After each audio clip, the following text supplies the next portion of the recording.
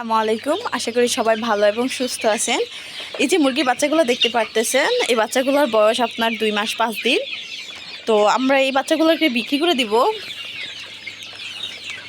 এই বাচ্চাগুলোর এক একটার ওজন আপনার 400 গ্রাম 450 গ্রাম এরকম আছে, 350 400 450 গ্রাম। তো এই বাচ্চাগুলো আপনার এক একটা বাচ্চার দাম আপনার 195 টাকা করে আমি রাখবো। আপনি বাজার থেকে যদি এক একটা মুরগি কিনেন তাহলে আপনি একটা মুরগি 250 টাকার কমে কিনতে পারবেন না, 240 টাকা 250 মানে 50 টাকা এরকম।